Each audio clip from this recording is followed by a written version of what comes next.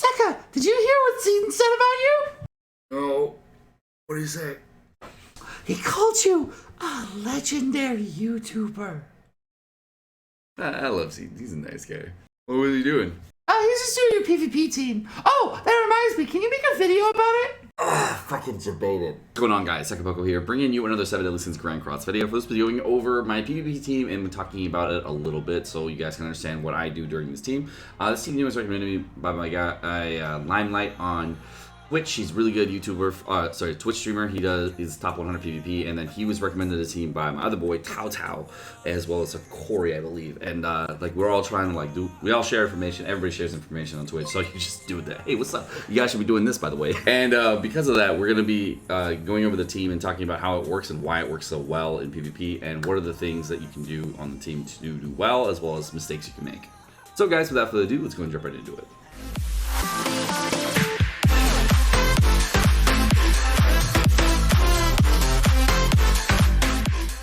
To the PvP arena. Let's go see what we won. The last week in PvP, I actually wasn't farming out of geared PvP, and the reason I wasn't farming out of geared PvP was I just didn't feel like it. I didn't really want to push geared PvP, didn't really feel like it was something I wanted to do, and I actually just strictly focused on pushing gearless PvP, but with coin food. And I did a ton of matches in gearless PvP with coin food. You can see here I won on gear PvP. I won 13 of 16 matches, made it a challenger with an 81.25% win rate. I know it's super small text, it's super hard to see, but what you can do. And then in gearless PvP, I ended up doing 66 matches. I won 55 of them, and 83% of those were was the win rate. So I went up to 4,455 points. It doesn't really get me anything for pushing gearless PvP, but I was doing the whole thing with coin food. So it has been requested that I do PvP on stream with coin food. So the reason I use this team is because it is a very tanky team and allows you to use a lot of different characters in a very ethical way. What the changes I would like, I'll go over the team first and I'll go over the changes I would like to make after that. So first off, we have Merlin in the first slot, and the reason Merlin's in the first slot because I want to merge early in my Merlin. Getting a merge early in my Merlin moves the enemy's pressure over to Merlin off of my Lizhawk and my Thur, because if I get a merge on the Merlin early on, I can actually use that Merlin pressure to just roll back enemy ultimates. This is a very, very valuable thing when you're using this character. The second thing you notice about my Merlin, she of course has red Arthur instead of blue Arthur. My red Arthur is 5 out of 6, not 6 out of 6, and at 75, 5 out of 6, it was actually more resource efficable to actually use him as a support versus using a blue Arthur as a support. My blue Arthur is 6-star with all max ulti and everything, and I was like, oh wait, I can use Arthur, and then I was like, oh wait. It's going to be about the same at level 75 for both, and I'm already doing the red Arthur, so I'll just wait until later to do the blue Arthur, and I'll just keep the red Arthur, move him up. And if I ever get an Arthur dupe in the next few months, it'll be fine. Next up, we got blue Lizhawk. And blue Lizhawk, I definitely always want in the middle position, because no matter what, I would like to get one merge on my blue Lizhawk, and that usually is the merge for the attack card. So if I ever get a blue Lizhawk attack card right out the gate, that's a really, really nice thing. If I don't get an attack card, I'm usually using the debuff skill for the buff skill or cleanse skill she has first, but I use like a rank up on it or potential. I just use it on one character. Really just depends, but I don't want those two cards to merge. I keep them blocked off that way, so it's perfect that way, and I don't have to worry about merges in any way, shape, or form. Next up, we have and I'm also for Lizhawk, I actually 75 and fully worked on my Meliodas, and my Meliodas is 75 with 6-star, and I did work on him, and I've been working on all these other characters for support characters throughout the week to make sure that my support characters and my main team all are very, very good stuff. Next up, we have Thur, and the reason Thur's on the right-hand side versus on the left-hand side is because there's the only two cards that are really, really interesting for this team that when you get them are either good or bad. You go through attack seal cards, and the go through attack seal card, if I do get it, I actually just take that attack seal card, I merge it onto the main Thur, attack seal the enemy team, and then rank up either Lizhawk or Merlin depending on what team I'm fighting. That makes it so it's a little bit easier when fighting enemy teams to worry about what to do on the next turn. That also gets an ult rush right away on Thur, and that puts the pressure on Thur and wait for my Merlin and Lizhawk. So now I can actually focus on which one of them I ranked up. So if I did want to rank up, say, the Merlin, so I have a bigger shield in the following turn, they focus the Thur to stop the ultimate, and then I use the Merlin to roll back their ultimates, and I have extra pressure on their team.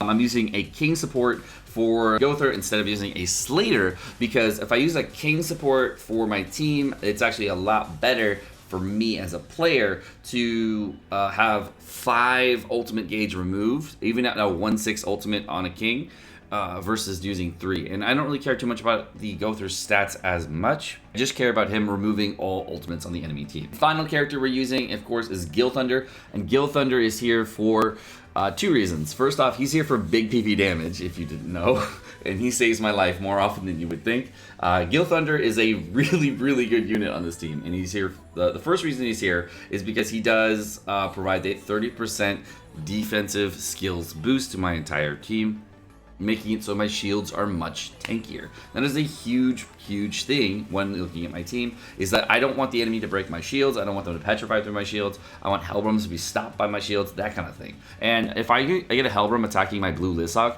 a lot of the time, if it's a 2-star Hellbrum attacking my Lishawk, he doesn't break the shield. It actually gets stopped by the shield.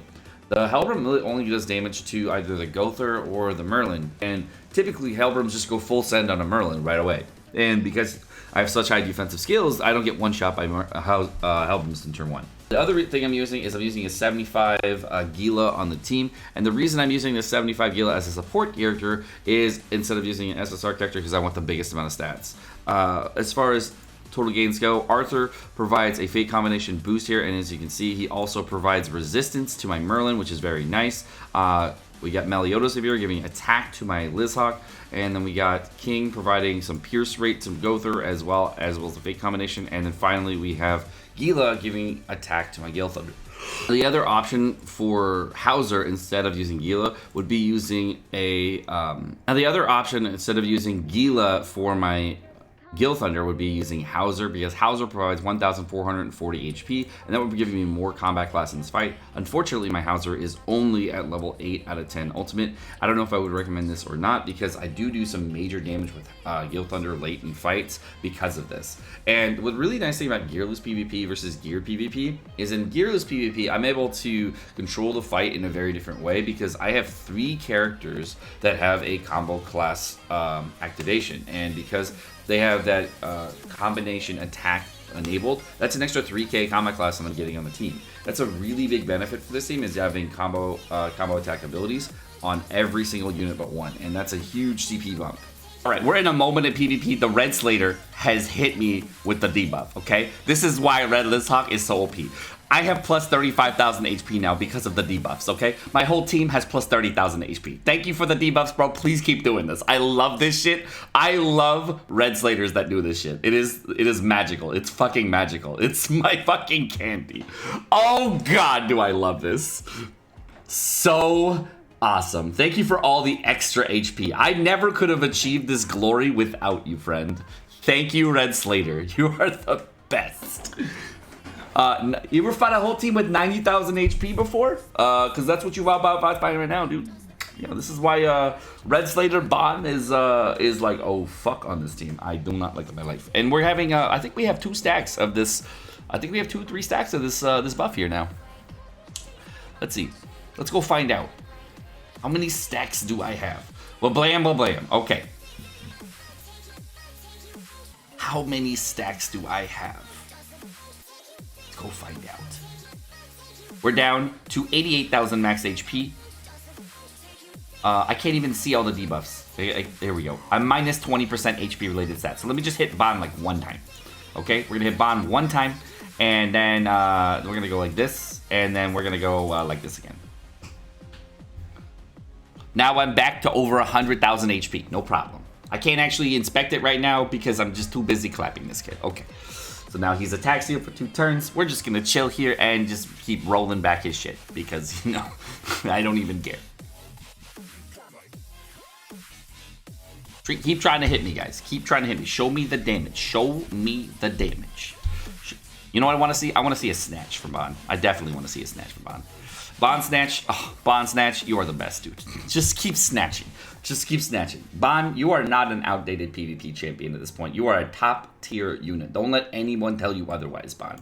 In no way do I think you're outdated as balls. Okay, so what we're going to do here is I'm going to drop this button thing. It's going to solidify, give me extra DPS stats, and then we're going to go ahead and just roll his ult back by like 1 turn. and just be an extra big dick about it, you know? Well, blam, look, now I have 60% resistance, and at the same time, oh, look. I would be leaving too, bro. I would be so mad if I was you. I would just leave the game. Exactly. This is not something you stayed for. I know. I understand. All right, cool. So we got Lizhawk v Kingdom. We actually won a combat class, so that's nice. Looks like it's either Ultimate Gauge or a bot. Not sure which, but let's go find out. We're going to do this. I'm going to go ahead and start off with an attack seal. I'm then going to go and boost the Lizhawk, and we'll see how this goes. So no matter what, I have heavy pressure right here on the enemy team, and they're gonna, if they want to do something, they're gonna have to do there's actually one smart play, but if it's a bot, the bot never does a smart play. The bot always cleanses first and then does 2 other abilities, and it's never the right 2 abilities, which is really nice. So it's a really, this team is really effective against AI, and seeing how you fight a lot more AI than real players, it makes it so it's very, very nice to fight all the time. So what I'm going to do here, because AI always do the same thing, they always do the cleanse and then they do a petrify.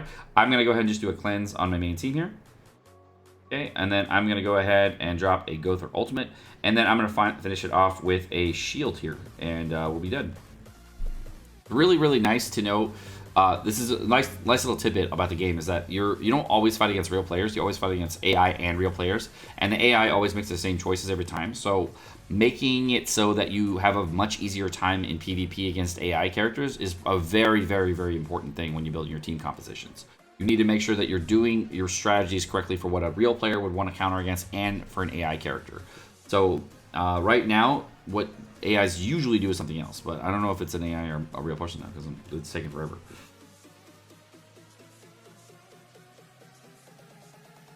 That's an AI. It's definitely an AI. Okay, so now it's going to go through the Thur boost into a Petrify or an attack rollback, ultimate rollback. Oh, wait, not even close. Yeah, it's a real player then. It's got to be. There's no AI who does it like this. GG. Cool. And yeah, he's going for Petrify. That's on units he shouldn't be going for. Okay. So what I'm going to do here is I'm going to do a rank up onto Lizhawk again. I am going to do a full 1 send on this dude here, and I'm gonna go ahead and I'm gonna go ahead and ult rollback on whoever it hits. Doesn't really matter which. Killing Hellbrim is really nice early on. I usually go for another character, but this time I'm gonna go for Hellbrim, because I do have a lot of good cards right now, and that's really gonna make it easy to get through the later stages.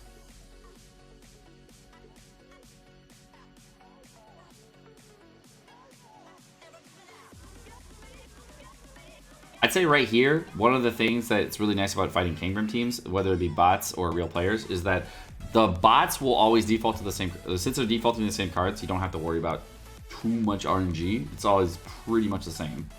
And for the real players, they try to figure out what the best situation is, and they don't have enough experience most of the time to figure out what the best unit to focus is. The bot will always focus Thur with the king, which is nice. So it makes it so if I wanted to be focused on constantly, I just use this. And then I can save these cleanses to make it very, very easy to get this through. So I'm gonna go ahead and use a cleanse on my Lizhawk here. I'm gonna go ahead and attack with the 1-star here. And then I will probably go ahead and, actually what I'll do here, I'm gonna do a cleanse on my Lizhawk. I'm gonna rank up my Lizhawk, and then I'm gonna kill the Thur in 1 turn here. So now we have everybody having an extra stack of Solidify, and the ends we have 2 stacks there. And then we'll blam, blah, blam, blah, blam, blah, blam. Oh, we didn't kill him. I was close though. Alright, there should be a heal coming out here. Well, if they go for a heal, then we're going to go into other things. But it looks like he's going for an ult rollback, which is great. If they use a 1-star ult rollback, it actually doesn't roll me back at all. But a 2-star does, which is really nice with 2 of these stacks. And ult rollback doesn't really affect me too much. Now we have another AoE on us. No big deal. There's no ultimates on the enemy team, so I'm not super worried about anything. Looks like we're going to go ahead and I'm going to just do this real quick. I'm going to do anti this, and we're going to drop 1 of these, and then I'm probably going to go ahead and start on the king here. Let's get a little extra damage in, or I could just, I'm going to do a move here, and that way, if by doing a move there, I actually have 2 ultimates up now. So now I'll have both the Lizhawk ultimate up, and I will have the Merlin ultimate up. So now the enemy has to make a choice. Who do I want to go for? I want to go for Merlin, or I'll go for Lizhawk, and either way it's a bad situation. So the AI, I'll always use a 1-star rollback if they have the option to. because they think, oh, I'm just going to roll it back and no big deal. And if they don't have any rollbacks, then they go for petrifies on the targets with the ultimate. So seeing how they don't have any petrifies, oh, they do have petrify, they're going to go for Liz with the petrify. It doesn't do anything. Totally fine. Makes life a lot easier. If you're playing against AI and you know how to play against them, it makes your life so much easier. So I'm going to go ahead and do this, and then I'm going to go ahead and use an ult rollback over here. And that way I can actually just bring down her ultimate and it'll go through her shield. Because I think the 300% attack from Merlin will always go through the shield, no matter what. And the nice thing about Lizhawk is that she makes the fights a lot more consistent. And consistency in PvP is very, very important. So I'd say that she's one of the best PvP units right now because she brings so much consistency. Whereas a lot of Kingdom teams, when you're fighting against them, you're always going to be fighting against, if the player knows how to play, they'll be rushing your ultimate all right away, and you're not sure how they're going to play, and you're not sure. Oh, it's actually a real player the whole time. Okay, cool. Wasn't even a bot. He plays just like a bot. I couldn't tell. The bot always does the same thing as the get real player, I guess. Okay, whatever, sure. People are going to ask me, hey, Seka, what food do you use? And I say, I'm not a pussy. I always use coin food. So if you're wondering what food I use, I always use coin food, and it's really funny. Like, I don't really care too much about winning. I care about just getting lots and lots of rewards, and I win 85% of the time, or 83% of the time, I guess. Yo, what's up? And another follow. Wow, you should do the same. And because I win about 83% of the time, I just end up using coin food the whole time. The reason coin food is better than using an ultimate gauge food or using resistance food is because every win I'm getting 33 coins. And even in gearless PvP, that's valuable. Winning 33 coins every match is really nice. And people will make the argument, oh, it's because you have gear. And it's like, well, this is gearless PvP first off. And then the other argument people make is that, well, you have so many cosmetics and that's why you win. Or you have so many ultimate levels. Well, my Merlin is 1/6. Okay. I have 4 cosmetics for her, which are just the base cosmetics you get. I have the PvP weapons, as well as her 2 affinity weapons. I bought a 1 UR weapon. Oh no, 2 PvP weapons and 2 affinity weapons. That's all I got for her. And as far as headpieces, I bought 1. Now, I've been using a Lizhawk since day 1 of the game because I knew how strong green Lizhawk was, I knew how strong blue Lizhawk was, I knew how strong red Lizhawk was. So I didn't have to do anything. I was like, yo, I'm just gonna do Lizhawks. And I knew that from the start. And I've been preaching Lizhawk since the start of the game for more than one reason. So here we go. I have all cosmetics for Lizhawks here. I have 1 paid cosmetic, it looks like, and then the rest of these cosmetics are free to play if you do have the characters. You have red Lizhawk cosmetic over here, green Lizhawk, blue Lizhawk cosmetic, and of course this one right here is a paid cosmetic. The rest of these cosmetics are free. You get it for free. All right, moving on. For weapons, I bought the Matango. This is the pop-up shop weapon. This is a PvP shop weapon here, and I believe this is a PvP shop weapon here. And this weapon over here is a free one that we got. I don't remember who. Maybe it was I don't remember. Was this one the free one? I either bought the chest piece or the weapon for Lizhawk. I don't know which one wasn't free, but one of them wasn't free, and then I had to buy that one. And there was an SSR weapon that I had on the side here too. So this one I also got from the PvP arena, I think. So you can get a ton of cosmetics for Lizhawk's weapons. You don't have to go with these ones. Any weapons are fine for blue Lizhawk, as long as they have a tag. For cosmetics, I ended up buying 1 cosmetic, and this is her base cosmetic. This one you get from Affinity Rewards. This one you get from Affinity Rewards. And this one I bought. So this one is free because we got that as far as login rewards goes, and I ended up only having to buy 1 cosmetic. So a lot of this is free to play. For Thur, God, you have to have a lot of pay to win Thur cosmetics. Nah, I don't even think I bought one. These are all blue Thur's cosmetics, right? Did I buy any? Oh, I bought 1. Yep, I bought a weapon. God, you pay to win, mofo. You pay to win. God, you have 2 weapons, bro. You have 2 weapons. You have 2 of 5. God, bro, you're crazy. Oh my God, you bought a headpiece too? Oh my God, you're just insane with your pay to win. Oh my God, the pay to win is real. My Thur ultimate is 2/6. I didn't go over that. And then my Lizhawk ultimate, I think, is 3/6. We did a feed on a video. I was like, I just fed her ultimate levels at level 1 as a meme. But you know, it wasn't actually a meme because it was like totally, I was planning on doing PvP with her anyways. All right, there we go. Gil Thunder. Okay, he paid to win as fuck. Look at that. Look at that. Freaking, look how pretentious this motherfucker is. He's not even max ultimate. He's level 3 ultimate because he's a bitch. All right, for cosmetics, of course, we got 2 SR cosmetics because we're so good at this game, and I so care about getting all the max min right now. Oh wait, we know we bought this weapon from the event, and then we bought this weapon because, you know, pop-up shop weapon. You gotta buy it. Oh no, this is the PvP weapon. It's not even the pop-up. I've been looking for the pop-up shop weapon. Yo, pop-up shop weapon, where you at? I need to buy you, bro. I need to buy you. You need to come to the pop-up shop right so I can buy you. I've been trying to buy you, pop-up. Where you at? I've been waiting. Okay. And then we got 2 SR weapons because I'm a bitch. All right. Then for headpieces, we have free to play from Affinity Wars, and then pretentious Guild Thunder that I told everyone to buy anyways. And then there's nothing else because, you know, Guild Thunder is good shit. But as you can see, pretentious Guild Thunder out here wrecking people. But look, PvP rewards. Claim. Alright guys, my name's Sekapoko. Thank you so much for watching. Hope you guys have enjoyed this video. If you guys did enjoy this video, of course, like and subscribe, all the fun stuff, and you guys have a great rest of your day.